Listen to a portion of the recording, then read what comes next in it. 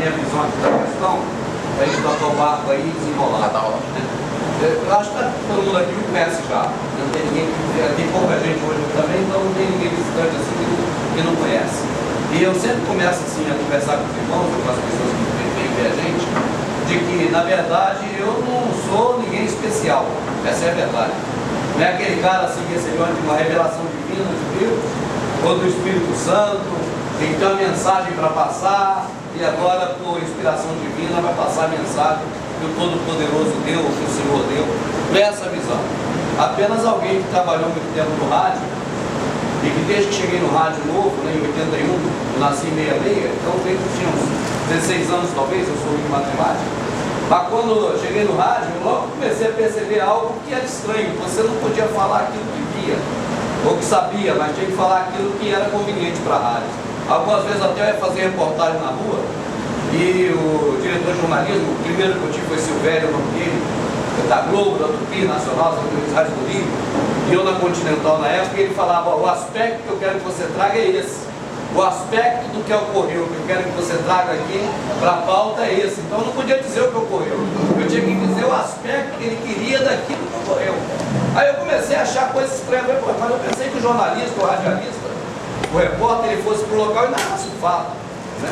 E ele foi só o princípio, depois foi percebendo gradativamente que tudo que você fazia no rádio era algo já preparado, premeditado para poder passar para o público, mas não aquilo que o radialista realmente via, o repórter, o outro.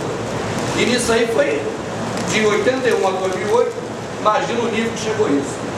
Então, ainda no rádio eu fazia futebol e narrava muito jogo lá no Maracanã, em São Januário, no campo em Caio Martins, que era no Botafogo, né? Ainda peguei o Engenhão, uns 3 anos de Engenhão ainda, agora recentemente, mas nos intervalos do jogo, ou quando eu narrava preliminar, e no outro jogo eu ficava assistindo a tribuna de imprensa, então ali eu ficava junto com o pessoal da Globo, geralmente da Rede Globo, né? O pessoal que leva carro, cameraman, e os assuntos que você ouvia ali sobre fatos históricos do que ocorria, eram outros totalmente diferentes do que ia no ar, entende? Então você fica sabendo de muita coisa, cara, e você não tem como falar isso, porque se você falar isso na rádio, o cara, pô, te tira de lado, perde o emprego. Então em 2008, quando eu rompi com o rádio, foi que eu abri o canal, 2008 para 2009, eu comecei a jogar tudo no ventilador, sobre as questões que envolvem os fatos que ocorrem no país e até no planeta. Eu lembro muito bem na época do Tim Lopes, que negociava drogas para a Globo, entrava drogas aos caminhões, né, lá na Globo, e de repente surgiu a notícia de que Tim Lopes foi fazer uma reportagem. Mas Tim Lopes está lá toda semana lá movimentando esquema de droga e tudo mais. Como é que agora ele foi fazer uma reportagem? Você nunca enche de dizer, não, porque a imprensa colocou que ele foi fazer uma reportagem. Mas as histórias se conheceram outra. E aí você segue tudo, não é só Tim Lopes, até o sul da Moura de Albertosa, né, lá na Copa do Mundo, isso foi muito abafado. Mas não, morreu lá do coração. Se fala de que eles tocam muito nesse assunto. O importante é que o grande Bussunda morreu. O fato relevante, né, da informação é que ele morreu. Então você fica acostumado na garganta. Aí quando foi em 2008 para 2009, eu tinha perdido a eleição do vereador, estava meio triste também com tudo. Falei, vou falar tudo que eu sei agora na internet. Aí comecei a publicar e pronto. E aí foi onde a gente está hoje. Então não tem ninguém assim especial que recebeu uma visão do Espírito Santo igual Heróis, igual Constantino, né, igual tantos outros do lado B, né? Eu só vi até hoje pessoas do lado B dizendo que recebeu uma visão espiritual e aí, né, fez um ato ou outro. Eu não recebi visão espiritual nenhuma, de lugar nenhum, de entidade nenhuma. Eu falo para você pela internet. Então, sempre que eu começo a falar, eu gosto de deixar claro para que as pessoas não pensem que é uma coisa e depois decepcionem achando que é outra, vendo que é outra. Não sou aquele que sabe para falar que quem não sabe. A gente vem dividir informações, né, dividir conhecimento de alguma coisa, adquirir de outras também. Né? E nunca eu uso o microfone. Seja a sala grande como for. No máximo que eu faço é trazer uma caixinha de som com ela desse tamanho, quando é um ambiente grande, igual vai ser agora no ABC, vai ter 600 pessoas no ABC. Então eu trago uma caixinha de som pequenininha e coloco lá no meio. E aí dali para lá ouve a caixa de som. Eu não gosto de microfone. Pode chegar perdendo nada não, estamos só começando agora. Eu não gosto de microfone porque quando você vai falar de algo que é contra o sistema, Contra que eu quero dizer assim, é contrário ao que o sistema ensina. Eu penso que se você fizer igual ao sistema, você já vai puxar para você, vamos dizer, coisas que são inerentes ao próprio sistema que você condena. Então quando a gente vê, por exemplo, um cara atrás de uma mesa sentado, ou num lugar mais alto, e com o microfone na mão, o subconsciente nosso que está é que ali tem alguém superior a nós.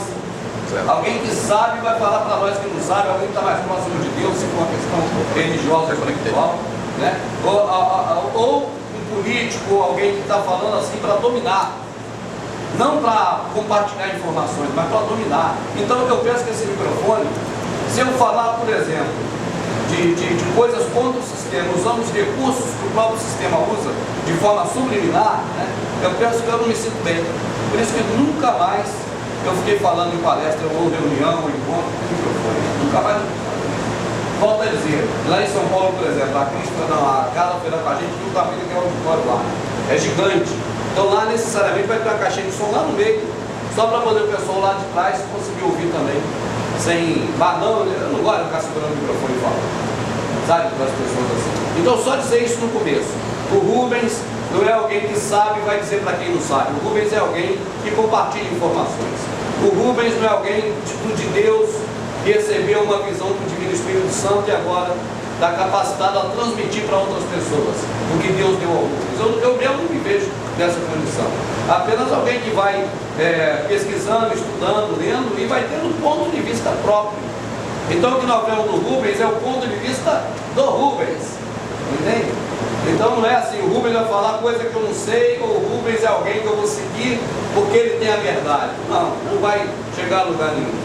Não vai conseguir nem seguir, porque não tem lugar para reunir ninguém, assim, vamos dizer, diariamente ou semanalmente.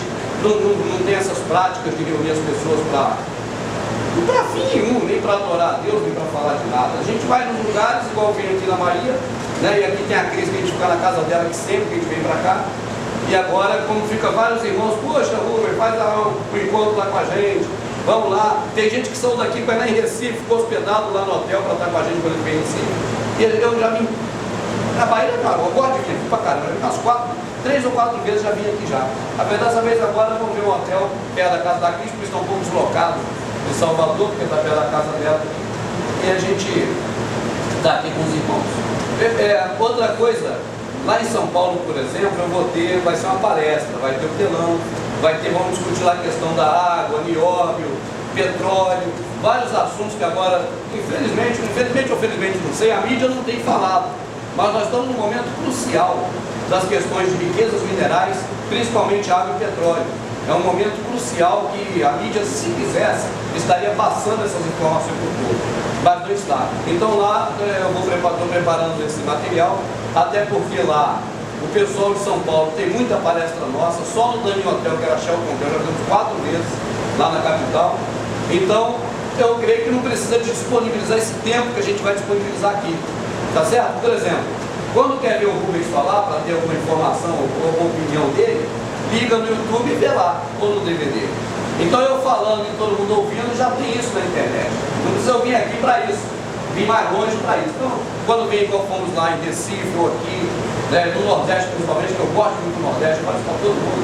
Quando vai dizer, vamos para o Sul, não, para o Sul eu não gostaria de visitar, tanto que eu nunca fui no Rio Grande do Sul, embora eles me chamem muito. Mas quando é para o Nordeste, no meio do meu esforço para mim. A gente gosta demais dessa região do carro.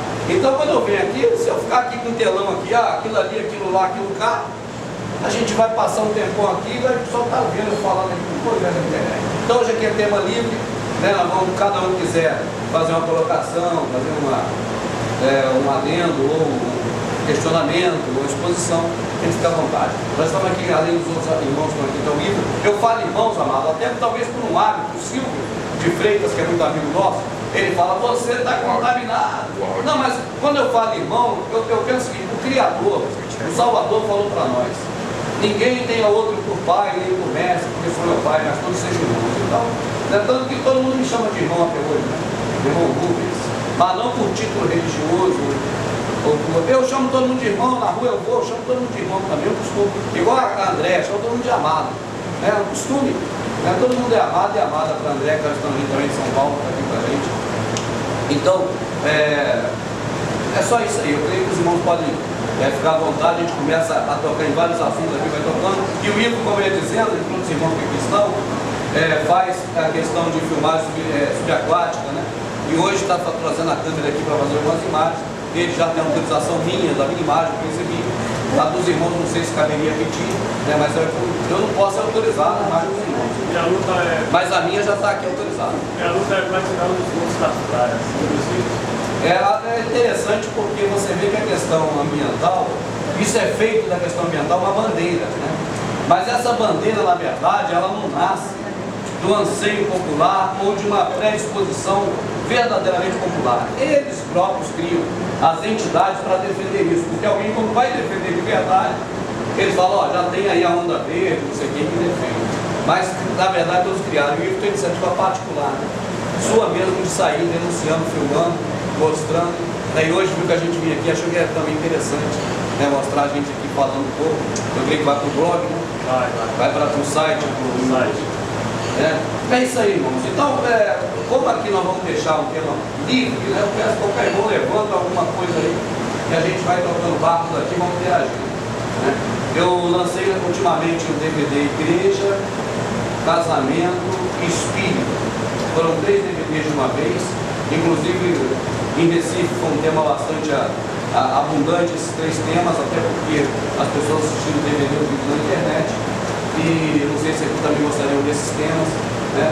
Ou o tema relacionado aos Illuminati. Nós vimos agora o Jorge Soros patrocinando mais uma vez esses eventos na rua, né? E até um padre, Paulo Ricardo, mandaram para mim o link, o padre está lá descendo o cacete do Jorge Soros. Falei, o negócio está feio mesmo. E a gente, quando via esse movimento na rua, logo eu vi a cara do Jorge Soros no meio, né? Havia feito um hangout com o senhor, falei, eu espera mais um pouquinho. Eu estou fazendo previsão, cara. Eu previ que ia cair neve esse ano lá no Paraná, e caiu neve no Paraná. A gente dizia isso num DVD que nós lançamos em janeiro ou fevereiro, né? Mas não é por previsão astrológica, astronômica, por cartomancia, bibliomancia ou portomancia. É porque você vê que o planeta está desequilibrado. Não. Então é muito acentuado. É calor, é calor. É frio, é frio. O que acontece é que na quantidade de ambientalistas, né, os estudos que eu venho fazendo, essa neve que caiu lá no Paraná e também aqui no Rio Grande do Sul e outros lugares da adjacência, é que o monóxido de carbono que é liberado pelos automóveis, quando ele acelera, quando o carro acelera, ele não só libera o monóxido de carbono, libera água.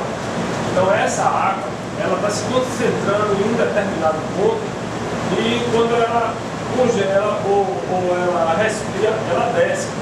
Então o que é que está acontecendo? Aconteceu na China. Desceu aquele mundo de água de um lugar só e lavou aqueles prédios, derrubou aqueles prédios todos na China. São os 3 países que eu venho pesquisando que vai sofrer mais. São Paulo, né, o Brasil, no caso São Paulo, vai ficar debaixo d'água, São Paulo, pode a China e Estados Unidos. Esses são os 3 lugares que vão sofrer mais na fraude. Exatamente, com a fúria da natureza. E nós não vamos ter só um resfriamento de 1 nem 2 graus abaixo de zero, como teve lá não. Quem estiver na rua nos próximos anos pode ter a picolé.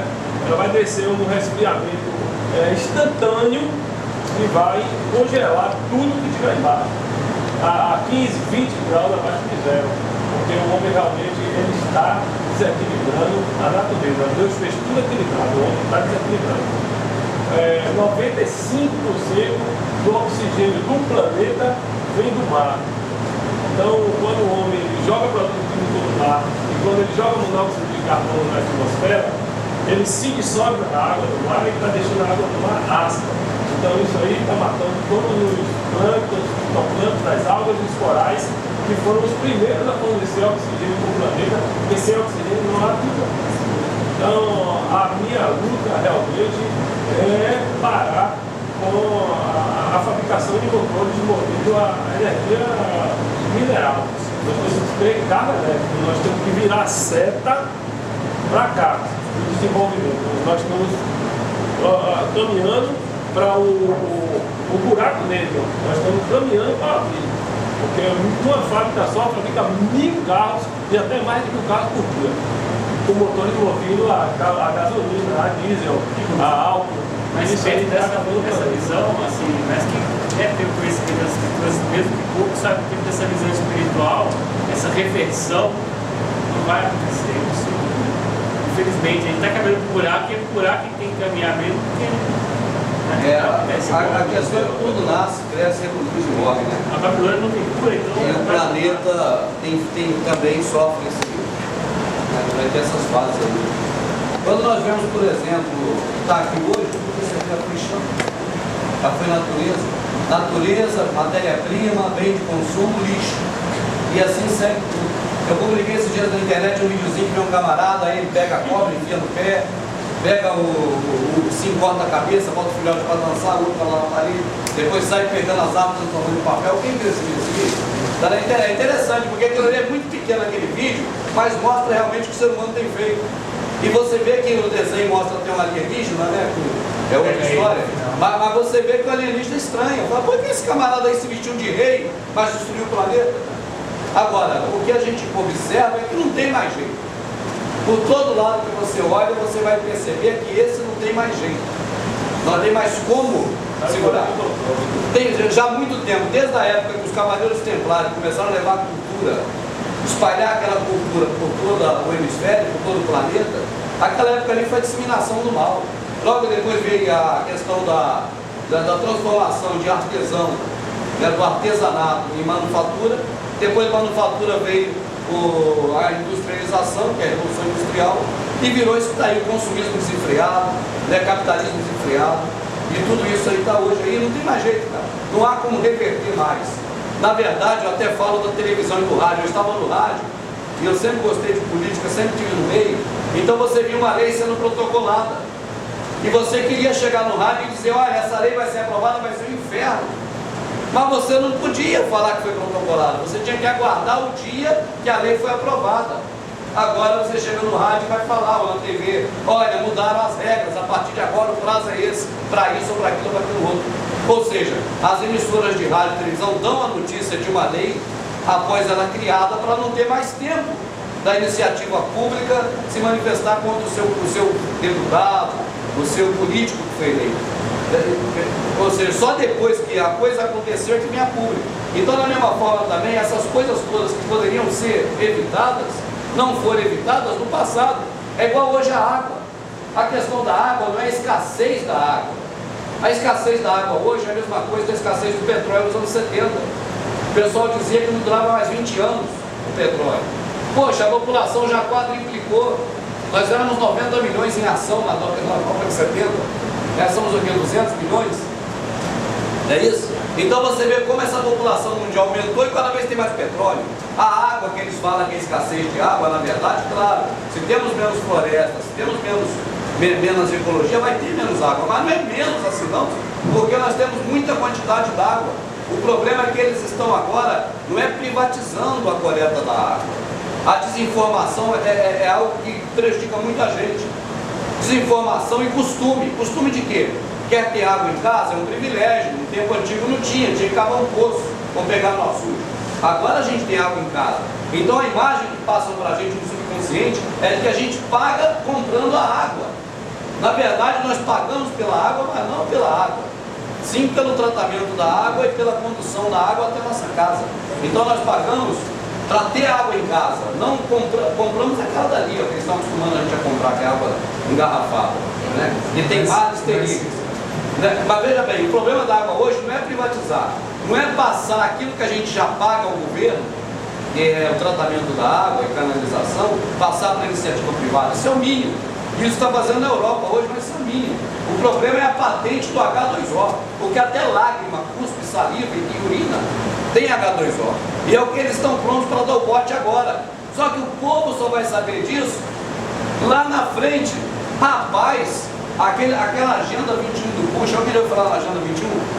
A agenda 21 do Bush, ela foi para vários motivos, mas o da água foi terrível, porque incluiu na Constituição Brasileira de 88 uma PEC, né, proposta de emenda constitucional, que virou lei, dizendo que a água é objeto de especulação financeira, é o segundo item da lei. A água é um bem comum popular, esse é o primeiro. O segundo, a água é também objeto de valor econômico. Está bem claro na lei. Então o que acontece? Eles vão amarrando aos pouquinhos, mas a gente não percebe, porque é muito distante, só vai perceber quando ligar tudo. Então hoje o Brasil já pode, se quiser, tirar a água do domínio público e passar para uma empresa tipo a do Bush, vamos dizer, a empresa de petróleo do Bush, né? ou outras dessas aí que são várias, a State Oil, que virou outro nome, que eu nem sei, a EDF, se não me engano, que é uma das maiores que não tem no Brasil, mas é uma maior do mundo, a Texaco, que a gente conhece bem, a Shell, que a gente conhece muito bem, passar para um domínio dessas famílias aí. E o que vai acontecer? Nossos filhos ou netos não vão ter mais água para beber se não pagar exatamente pela água. Mas não é só para beber, é para tomar banho, para lavar o carro, para tudo. Então o que eles estão querendo fazer agora, vão fazer com a água, e é irreversível, não sei como reverter isso, é terrível. É algo assim que vai transformar a sociedade mundial daí para frente. Por isso é que eles têm feito todo um trabalho com a água, né? De que a gente vai se acostumando, cozinhar sapo em água morna, para quando chegar a hora ninguém mais achar que é um absurdo, que não pode, né? Que não dá para poder ter a percepção de um elemento desse que é da natureza, que é um ciclo, né? Que vai se renovando e voltando, e que agora o governo vai ceder o direito da água para que uma empresa administre a água, H2O. Nós já temos uma empresa aqui, que é a Embada, e tem uma empresa privada que é instalada dentro de uma empresa estatal, que é a Embada, e que manipula toda a nossa água. Ela que diz quanto ela gastou, ela que diz quanto é que ela vai receber. Então, toda esse faturamento de Salvador, né, a Embada tem, a gente não sabe, a gente não tem acesso. Eles dizem quanto ele gastou, quanto ele investiu, quanto ele cavou um buraco aqui, ele diz tudo. Essa empresa que está dentro da Embada, ele fala tudo. Nós não temos acesso a nada, Deu certo, porque sobra dinheiro. Aí você vê, com a água sendo de alguém sendo dono da água, para poder comer, nós precisamos da água para plantação, né, para irrigar, para tudo. Aí você vai vendo o Codex Alimentar, cara. Em 95, a doutora Lima Leigo trouxe à tona essa questão do Codex Alimentar. Nós tomamos conhecimento em 2008. Já publiquei logo no vídeo, acho que foi o 6 ou 7, eu nem sei mais qual foi, né, sobre a questão do Codex Alimentar. Hoje o Codex Alimentar já está tão bem implementado no Brasil que vai chegar um momento, não demora muito, que os caras vão vir da prefeitura com a pranchetinha, você pede esse coqueiro aí, Bahia é cheio de coco. Seu coqueiro está legalizado, mas vai ser um absurdo, pô. Legalizar o coqueiro, pô. Não, aqui a lei, a lei não é nova, a lei é de 64, cara, para 65. O Brasil se tornou signatário em 74 e ela entrou em vigor no Brasil efetivamente em 2008, 2007, agora, 2009, nem lembro mais que eu estou doido já com esse tempo. Foi 2010, quem sabe quando entrou o Codex Alimentar? Quem sabe? Não, foi em 2010, se não me engano, que o Brasil 2009, né? Dezembro de 2009. Então você vê. Aí a gente pensa assim, os caras vão vir como? Não, a gente nem sabe como eles vão vir, porque eles amarram tudo quanto é canto. Quando vê, já tem um conjunto de leis já que respalda eles a tomarem uma posição em favor de tudo aquilo preparado, mas que nós nem sabíamos. A Cris, que viveu muito tempo na Itália, mandou uma reportagem para mim da Itália, onde horta ficou proibido. A horta, plantar uma horta na Itália, proibido plantar uma horta em casa, é Codex Alimentar. Aqui no Brasil, se fala para os outros, eu não posso ter uma horta. Não, tem que legalizar a horta, o governo tem que te autorizar a ter uma horta em casa. Isso é um absurdo, né? Mas na Europa já, sobretudo na Itália, já está lá a lei. Você vê que coisa absurda agora, irmãos? Pô, a lei de terrorismo no Brasil, lei antiterrorismo no Brasil. Crivella. Hã? Marcelo Crivella. Aí você vê uma lei antiterrorismo num país que nunca teve no seu histórico um ato terrorista sequer. Mas eles vão preparando a mente. A gente viu esses negócios do Jorge Soros aí, dessa movimentação. De vez em quando eles vão falar, os terroristas explodiram um carro ali, queimaram o carro do SBT lá. Já chamando o nosso próprio povo de terrorista. Nós fomos ontem almoçar, estava esses dias, eu, a Carla e a minha amadinha. Quando nós saímos do restaurante, nós deparamos com a polícia do exército, cara, fortemente armada na rua. Em São Paulo, no centro de São Paulo, a polícia do exército, cara. Como é que eu troço aí? Será que tem algum inimigo aqui? Porque o exército protege a nação, né, de invasão extra. Nós estamos passando, que até postei no Face, que aí parou, nem terminou, a ONU já está vindo no Brasil, né? Já tem lá a placa, as forças internacionais da ONU, brevemente instalações lá em São Paulo. Ela publicou, ela tirou a foto e publicou. Nós passamos no local em São Paulo, perto da região da Sé, da Liberdade. As forças armadas da ONU. E na Bahia, a polícia militar, a rua, fuzil, metralhadora, parece uma tropa de guerra. Então, o que ocorre? Nós vamos acostumando com isso aos poucos. Então, eu penso que sempre que puder o sistema colocar o exército na rua, vai começar a colocar para poder te acostumar. Entende? Com o exército na rua, protegendo o sistema de nós. Nós é que somos o problema. Então, protegendo o sistema desse problema que eu gravo. Aí o que ocorre? O que eles querem com isso? Fazer a polícia mundial. A ideia de implementar a polícia mundial, por isso a placa que ela tirou foto e publicou na internet, está lá, bem claro, segurança. Força de segurança da ONU, cara. Pô, no país pra quê? Tu vai acostumando. Que polícia é essa? É da Força de Segurança da ONU. Aí passou mais um tempo, que polícia é essa? Essa é a Polícia Mundial. Aí ferrou, cara. Na hora que for a Polícia Mundial, acabou, cara. Acabou porque... Você imagina mais quanto tempo até chegar a um ponto desse? Eu acho que não demora não. Inclusive a ONU já requisitou ou sugeriu terminar com a Polícia Militar. Vai terminar com as polícias locais para implementar a Polícia Mundial, o governo mundial. Mas no seu entendimento, quanto tempo em assim, expectativa? Eu não sei, talvez mais 10, 12 anos para frente. Acho que pode até menos, porque eles estão correndo com tudo, né? Com as forças já deu essa questão. Outros países também já estão falando sobre a questão da força mundial. Se não me engano, o Obama sempre fala, vira e mexe algum grande político fala, alguém da ONU fala sobre essa questão da Força Armada Internacional. Então já colocando em grandes países como o Brasil, esses países já estão colocando, a ONU já está chegando, colocando a força. Quer dizer, quando tiver cada um tiver seu quartel general, cada país, aí pronto, mesmo, é só assim, ó, juro. Vamos levantar a estrutura, acabou, vai ser assim. Olha, o governo só implementa algo assim, se for radicalmente, vamos dizer, se for uma atitude radical, se houver um tratamento de choque. Se eles não derem o tratamento de choque, eles vão fazer o velho hábito de se cozinhar sapo em água morta. Eles não vão de maneira nenhuma virar assim, ó. De repente, essas manifestações que estão sendo promovidas aí, que é meia dúzia de gente, eles vão parecer que é muita gente, já é para justificar o tratamento do choque. Você vê que eles tiraram muitos assim proveitos desse laboratório que eles fizeram. Foram muitos, mas muitos. Até aquela coisa do G20 que nós vimos lá onde tem os. Não, o fundo lá. Não, não foi Austrália, não, foi onde tem Quebec. No Canadá, o G20 que os carros e botavam o pessoal lá dentro, identificavam. Pô, fizeram isso em São Paulo. Então você vê que essas táticas deles de fora, que eles vêm implementando fora, eles estão implementando aqui. Nada melhor do que um distúrbio desse coletivo para testar tudo. Até aquele que nós colocamos no DVD 8, né? O sistema de perturbação do ouvido, né? Implementaram aqui também. Todos os testes, na verdade, estão implementando. Eu tive informações no início do ano passado de pessoas ligadas ao alto escalão do governo brasileiro na questão de segurança, de que esse pessoal estava indo para fora para fazer treinamentos novos, aí visando, né, a Copa do Mundo, visando a Olimpíada. Mas é história. É visando isso, mas fica tudo aí, para poder cada vez mais deixar a gente oprimido, né?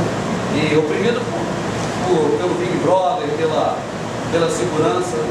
É igual a porta do banco. Recentemente, você vê que eu achei interessante, recentemente, eu parei para analisar uma coisa. A CBF mandar na Bahia. A CBF mandou na Bahia. Modificou o trânsito da Bahia. As baianas de acarajé proibiram. Você sabe quanto é que custa um refrigerante dentro da futebol? Nem imagino. R$8. Aí eles falam que Cachorro é quente, cachorro quente dentro da futebol, R$8. Meu primo foi para futebol para assistir os jogos da seleção, modificou o trânsito de Salvador todo. Quer dizer, não foi a prefeitura, não foi o governador, foi a própria CBF. A CBF falava, é assim, tem que ser assim. Se não for como ela quer, então provavelmente vamos tirar até o Brasil para seguir a Copa. Mas você veja bem, a questão é a seguinte, você tem um órgão público que é governamental que nós elegemos. Nós escolhemos mal ou bem, com dinheiro ou sem dinheiro, com propaganda ou sem propaganda, mas foi o voto que colocou lá. Só que CBF e FIFA, ninguém nunca votou na CBF nem FIFA. Constitucionalmente falando, não há um artigo na Constituição que vai dizer que pode um órgão esportivo, religioso, social, dominar um local que tem pessoas morando ali e mudar os hábitos que deveria ser da prefeitura, do Estado, que foram pessoas eleitas para isso. Né? Agora, na medida em que a Copa do Mundo é um bem para o país, a gente vai aceitar tudo e eles vão implementar. É a mesma coisa interessante, a gente está na região do ABC em São Paulo. Se você for ver o ABC, você vai ver ali as montadoras das grandes empresas automobilísticas. Você em ruas que você passava antes deles se instalarem, você não passa mais porque eles fecharam tudo. Não é agora, já há muito tempo. Então, o que ocorre? Um local que tinha ruas de acesso mais fácil à localidade que você queria chegar, você tem que contornar aquelas grandes montadoras. Aí, na época que eles vão trazer isso para cá, o que eles falam? Olha, é capital estrangeiro que está vindo, vai vir no Brasil e vai gerar muito emprego. Aí o povo todo engole isso pela mídia. Fala, pô, emprego é o que a gente quer, a gente é escravo mesmo, nasceu para ser escravo. Né? Então todo mundo queremos um bom emprego, queremos ser escravo aí do cima do mundo. Aí que ocorre? Você vai ver, igual eu vi na Belfort Roxo, Nova Iguaçu, a Baia do Brasil. Pô, 150 anos de isenção de impostos a Baia. Cara, 150 anos. Então eles trazem para o meio da gente essas coisas internacionais. Para quê? Para ficar aqui perto de onde se extrai ferro, se extrai bauxita, se extrai tudo, até nióbio. Aí as montadoras vão gastar menos agora com matéria-prima para fazer os carros, tá certo? Vão ficar sem pagar imposto 150 anos e a gente pergunta, o que o governo lucra com isso? O governo lucra com os trabalhadores. Os trabalhadores é que vão pagar imposto e mais imposto. Então eles vêm para cá, utilizam a nossa terra, utilizam o nosso solo, utilizam as nossas riquezas minerais, os Illuminati, os senhores do mundo, vêm para cá, utilizam tudo, nos escravizam, ficam sem pagar impostos e a gente é que vai pagar por eles. Mas quando a mídia vai falar isso?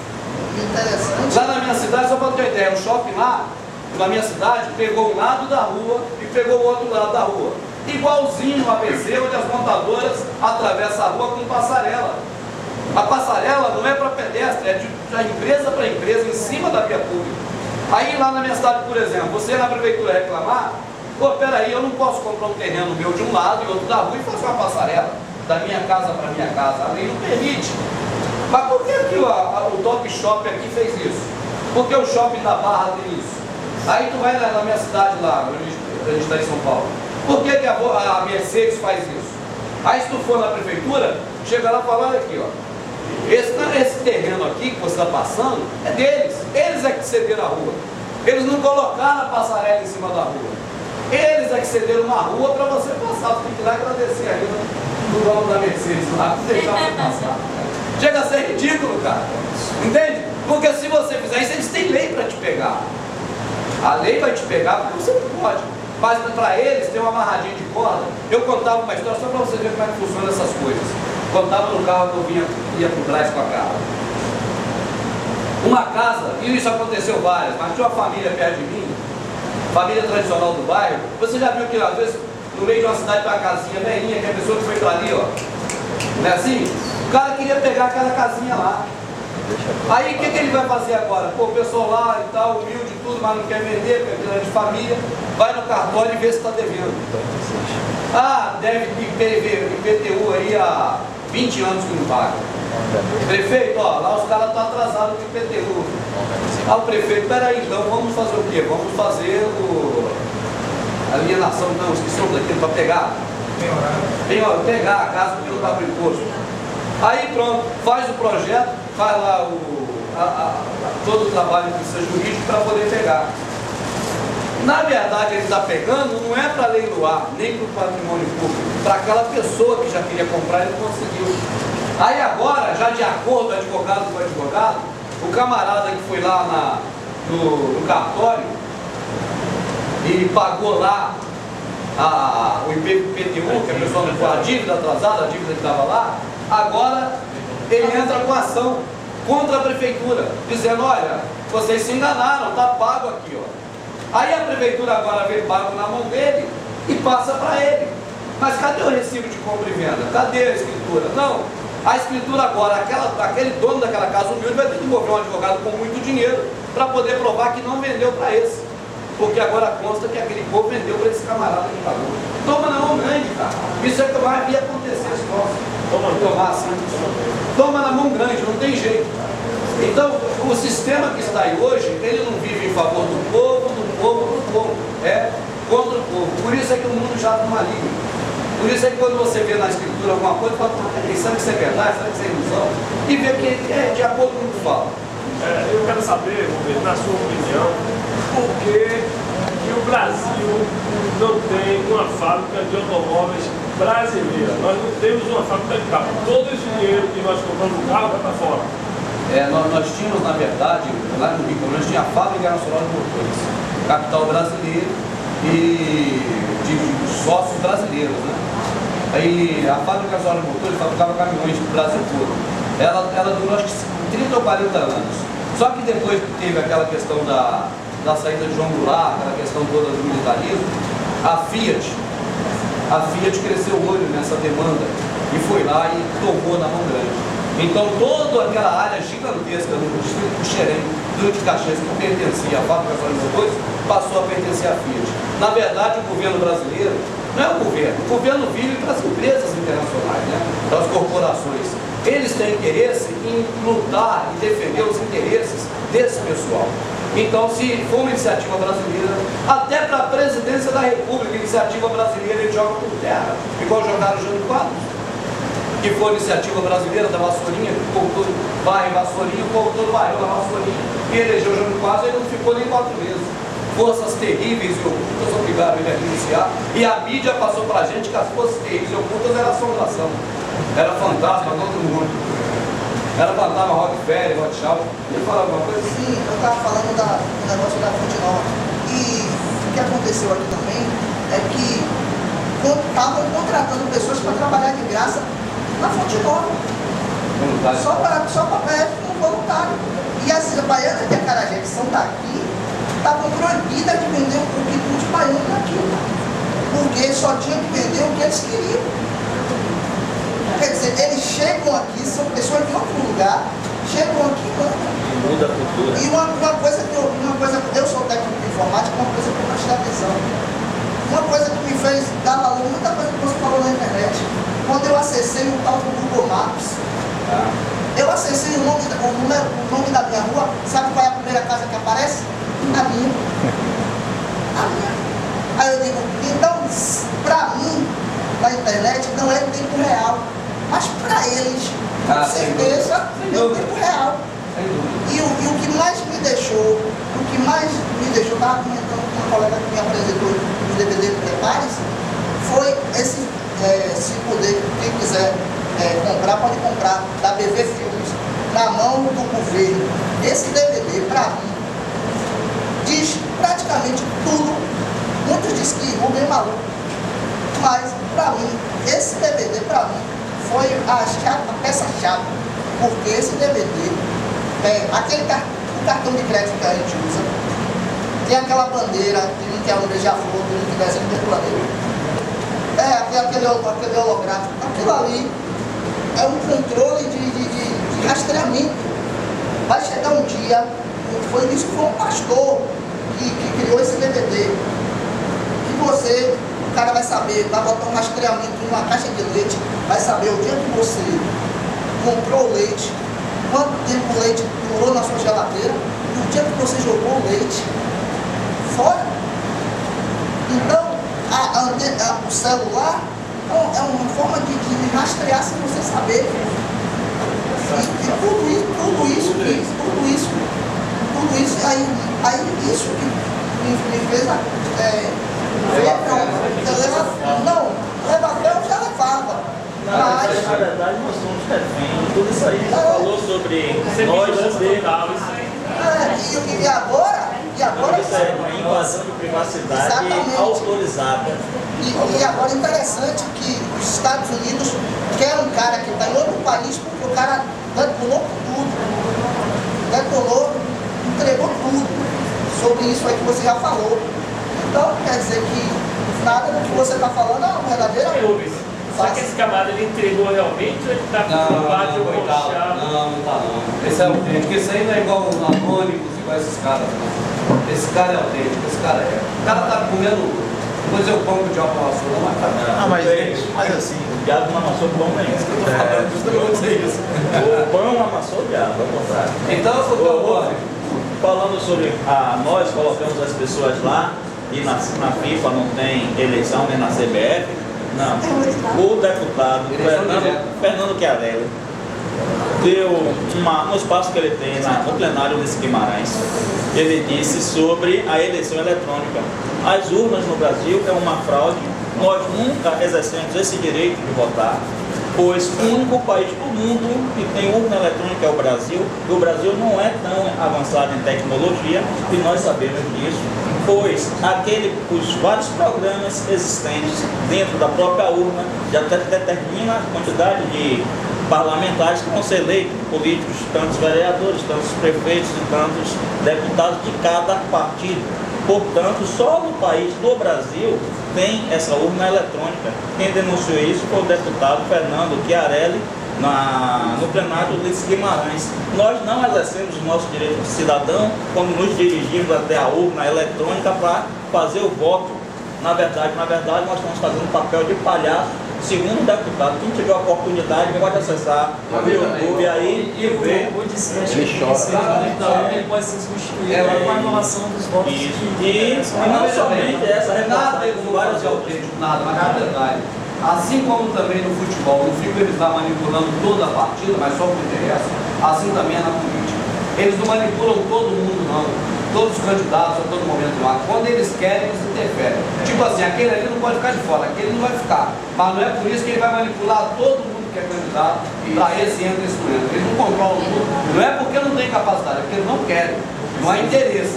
Mas, porque você vê que muitos caras que nunca podiam ser eleitos de forma correta, normal, são eleitos. Tipo Cavalo Azarão. É igual pro jogo de futebol, às vezes, quando mesmo um time do interior e consegue chegar à primeira divisão.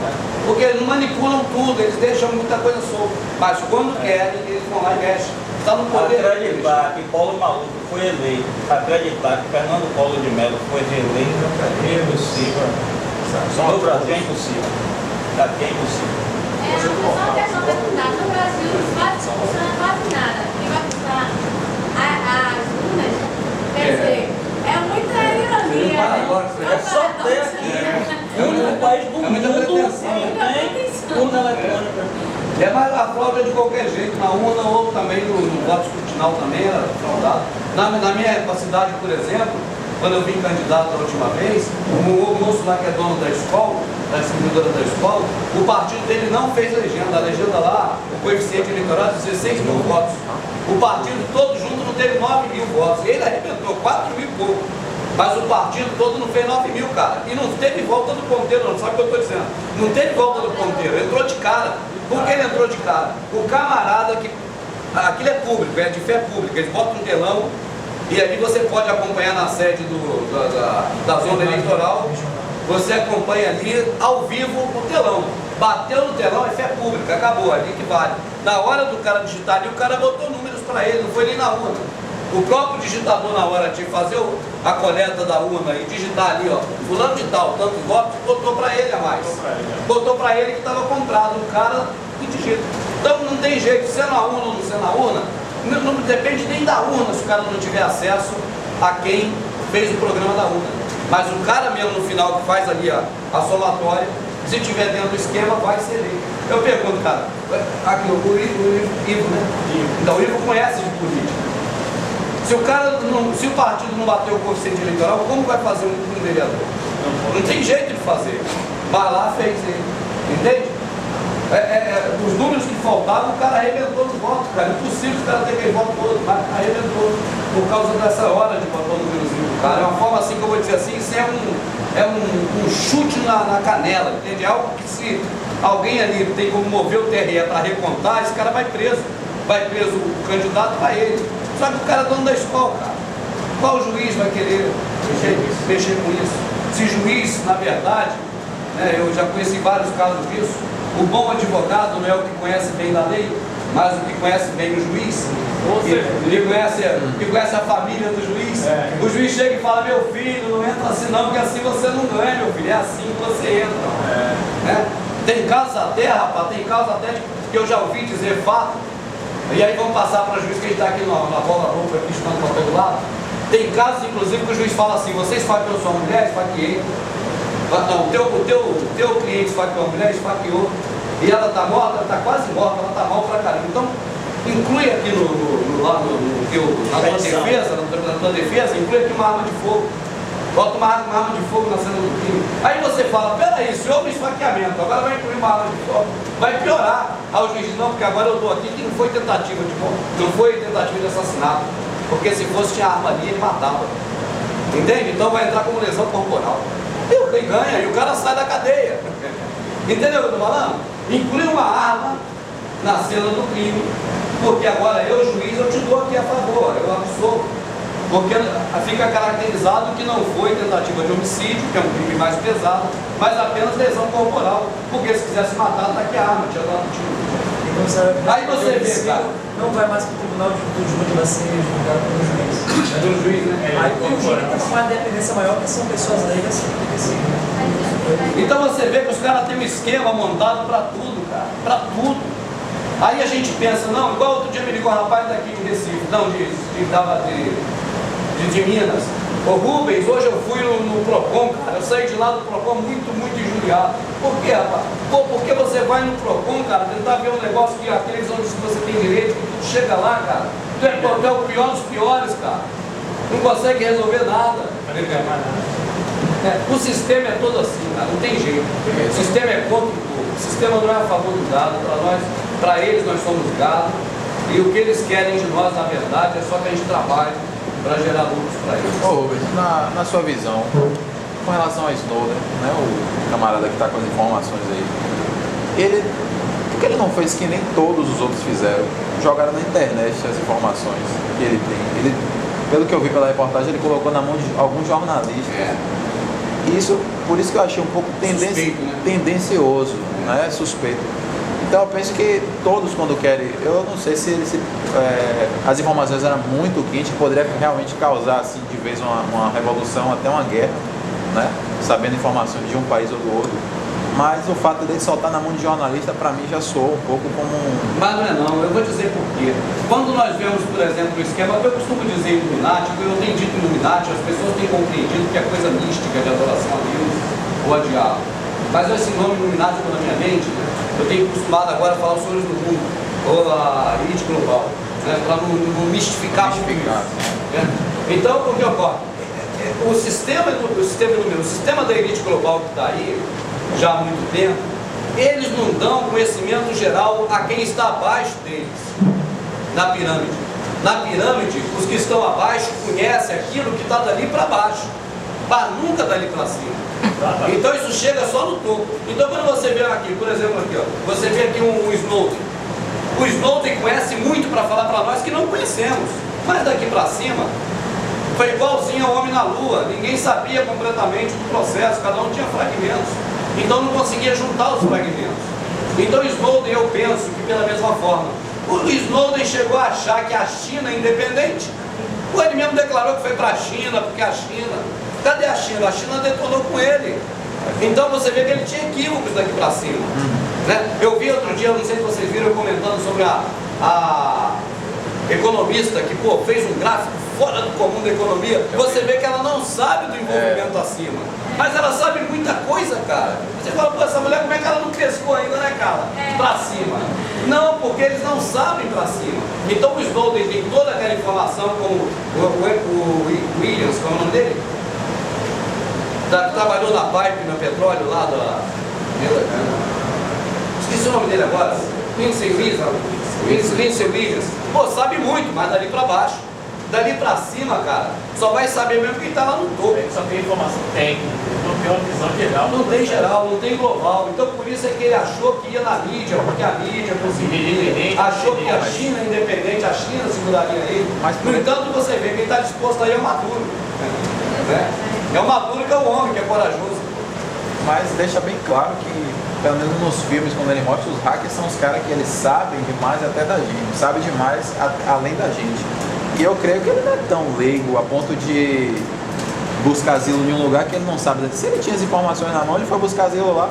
Eu creio que ele fez uma peneira e o que sobrou ali para ele foi a China. Só que foi como você falou, ele pensou que era... Ele leu na cartilha que deram ele para ler. E aí... Por que ele estava habilitado para ser o cara da CIA e da SMA? Porque ele estudou na cartilha direitinho, passou na prova. O Borg, ele virou o Borg. Então os caras, pô, é terrível, cara. Rapaz, tu quer ver a contramão para pegar esses caras no pé? É o cara não estudar nada, mas começar a crescer, começar a analisar tudo. Derruba eles, porque senão você vai trabalhar com elementos que eles te deram. Isso. Aí a tua visão vai ser igual no processo religioso protestante. Só vão dar isso para você ver, você nunca vai ver fora disso. Verdade. Porque não dão, eu quero uma literatura para saber agora sobre o Espírito Santo. Vai procurar onde? Numa literatura protestante. Vai descobrir o que lá? Só o que eles falam, quero saber sobre ato sexual, sobre casamento. Vai procurar uma literatura protestante, vai ver só aquele mundinho. Então, da mesma forma também, na escola, em todos os setores, eles vão dar coisas para você só saber naquele padrão, né, naquele segmento que eles estão te dando. Não vai nunca, o Snowden, outro cara, tem informações assim amplas, né, para poder ele tomar decisões mais acertadas na hora dela. Não foi dado a ele o direito de fugir. Então não deram conhecimento a ele suficiente para ele realmente fugir. Até porque vamos cair em tribunal, vai fugir para onde? Se ele mesmo sabe que o pessoal... Rapaz, eu estava lá no Rio, num dia comum lá, tudo lá, o estúdio estava sendo feito lá no estúdio nosso, aí tocou o telefone de um conhecido meu já de muito tempo, já faz vários tempos de São Paulo, ligando para mim. Isso foi em 2008 para 2009. Ô Rubens, eu estou aqui agora, acabei de sair da reunião.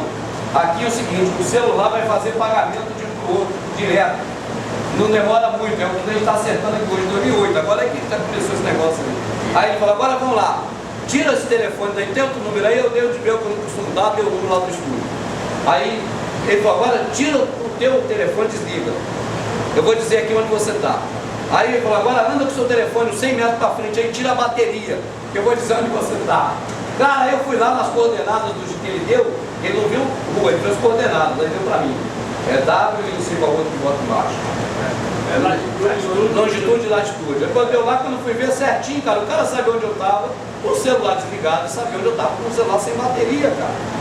Pô, sem bateria, cara. Eu no celularzinho da Nextel na época. Snowden colocava o celular dele na geladeira. Pra ninguém pegar, né? Os caras estão. Aí você vê, cara. Esse aqui, Nextel. Nextel, Aí você vê, cara, os caras sabem de coisas que vocês nem imaginam. Os caras sabem de coisas que você nem imagina, cara. Tá. Tem barulho de um pouco. Você sabe de coisas, cara. Pô, os caras sabem de coisas que você nunca imagina que eles poderiam saber, cara. Mas os caras sabem. Aí eu pergunto, por que eles querem saber de nós? Rapaz, se antes eles não tinham tecnologia para armazenar armários e mais armários, com o dossiê de cada um, hoje eles têm, cara. Pô, até no celular eles armazenam informação da cidade inteira. Quanto mais os computadores que eles têm. Então, quanto mais coletar informações da gente, para eles, melhor. Para quê? Para usar contra nós, nunca vai ser a favor. Se eles quiserem acusar qualquer um de nós de qualquer coisa, eles vão ver a vida pregressa, vai ver o que a gente conversava pela internet, o que a gente fazia, o que a gente falou, usa tudo contra. Eles podem fazer, nem editar. Tipo assim, não que eu falei exatamente a frase, mas falar uma frase aqui, juntar. Montar uma coisa. Monta a conversa fraudulenta. Monta conversas frases inteiras. Poder do cara. Falar e dizer que eu sou um terrorista. Acabou. E acabou, então foi. Aqueles garotos lá do Washington. Vamos para os Que o Washington, né? Acusa quem quiser, condene, os peritos são deles. No Brasil você vê, não sei se já ouviu falar do Arpia, né? E o Tiranossauro Rex, os mega computadores aí que estão na Receita Federal. Pô, cara, chegaram daqui a pouquíssimo tempo. Pouquíssimo, vão prender muita gente com isso. Os estádios de futebol, isso já aconteceu na guerra que o Brasil participou na Segunda Guerra. E hoje, eu já estive inclusive numa palestra, eu não sei se foi em Cabo Frio, mas foi no Rio, com um camarada que é engenheiro, que projeta grandes arquiteturas. Ele dizia, não existe lugar mais adequado para uma casa de emergência para prender muita gente do que um estádio de futebol. O lugar mais adequado para você prender muita gente de uma vez para você armazenar um monte de cidadão de uma vez só ali para fazer qualquer coisa que queira, posteriormente, como ele diz, é estádio de futebol. Ninguém foge de estádio de futebol. Como nós acostumamos com ninguém entra, né? Na hora do jogo ninguém pode entrar, igual o circo, que a gente levantava a bola e entrava. É uma boa colocação. Do mesmo jeito que ninguém pode entrar, mas o povo não enxerga e também não pode sair. E como já usaram os estádios na época da... Aliás, não era estádio, né? Os presídios da época da guerra é que viraram estádio, né? Vários estádios desses que estão aí hoje, se procurar na internet vai ver que eram presídios para a guerra. E esse engenheiro declarou abertamente que não sabe se essa seria a ideia, mas que é possível tecnicamente usar estádio de futebol para prender grande quantidade. Principalmente esse padrão novo que está aí. Arena, essas arenas. Eu não quero. Aí você tem conhecimento não total, mas global. Aí você une os pontos. Você vê a placa guia da GEOASH de dezembro de 1980, dizendo que a população deve ser reduzida e mantida com um padrão de equilíbrio da natureza em 500 milhões, não é isso? De habitantes. Você vê isso, você sabe disso, que você não saberia normalmente pelo meio de televisão, né, pela mídia. Agora sabe disso. Você sabe que, pô, se não reduzir a população, o planeta não vai ter vida útil aí para mais 100 anos, por conta de todos os recursos que nós não temos mais aí. Então, quando você olha isso tudo, você fala, vai haver redução populacional. Não tem como não haver. Não tem como não reduzir. Na Europa, os recursos naturais já foram totalmente extintos. Espanha, Portugal, esses países desenvolvidos, não tem mais recurso natural, não. Por isso que os caras do mundo está vindo tudo. É isso, Copa do Mundo, Vida do Papa, Olimpíadas. A importância do Brasil se deu pelo que o Brasil tem. Igual aquela história que a gente viu do capitalismo, o cara vale quanto ele tem no bolso. O Brasil vale quanto ele tem nos solos. Então, eles, rapaz, mas eles sempre fizeram isso. Se você for rastrear as histórias antigas, um grupo manipulador manipulou lá os métodos, vamos dizer, Nabucodonosor na época, a Babilônia, e aí entraram pelo leito do rio. Por que eles conheciam o leito do rio? Porque era a cabeça lá de dentro. Aí criou o Império Perso-Medo e veio criando depois o Império. O rastreamento que a gente faz mais nítido disso é quando o pessoal saiu da Grécia, os patrícios saíram da Grécia, iludiram os etruscos lá em Roma e criaram a monarquia, não, a República Romana. Pô, cara, foi um golpe que eles deram bem articulado. Então essa mente por trás, ela sempre existiu. Esses caras sempre tiveram essa mente por trás das coisas, de usar aquilo ali, destruir aquilo ali e agora conquistar outro, destruir o outro, conquistar outro, destruir outro, conquistar outro. Aí eu pergunto, pô, tu vê o mundo antigo, que eles conquistaram e destruíram. Eu pergunto a vocês, será que nós temos hoje um Egito rico igual era na época dos faraós? Não pode ser. Se fosse, estaria dominando o mundo até hoje. Não é verdade? Nós vimos hoje uma Babilônia rica, igual na época de Hammurabi, né? Na época de Semiramis, Nimrod, Nabucodonosor, que foi posteriormente. Não vemos mais. Agora é o Iraque, lá que os Estados Unidos vai lá e faz daquilo a casa da mãe Joana. Então você vê. Por quê? Porque eles destruíram tudo, cara. Aí eu pergunto, depois que eles conquistaram, ou roubaram, ou tomaram aí, depois dos bretões aí, o novo mundo, né? Vamos dizer assim. Eu penso, onde esses caras mais vão conquistar para destruir? Se não o Brasil. Só restou nós, cara. Deixou. Não restou mais nada, cara. É útil. Qual é o seu nome? Mano, eu estava falando, você fez uma colocação sobre a CBF. Só que a CBF, né, é a FIFA. O que é que, quando um país ele recebe... usa a CBF aqui. A FIFA usa a CBF na FIFA. Ela usa a CBF. Quando vai se implementar uma Copa do Mundo, as leis dos estados, elas mudam. Ou muda... as leis são mudadas, ou seja... ou eles se adequam a gente ou a gente não promove a Copa do Mundo lá. Como eles já estavam prevendo cair fora. A mídia começou a publicar isso para eles cair fora. Mas é só para ameaçar. Ou seja, eu creio que a Copa das Confederações é um protótipo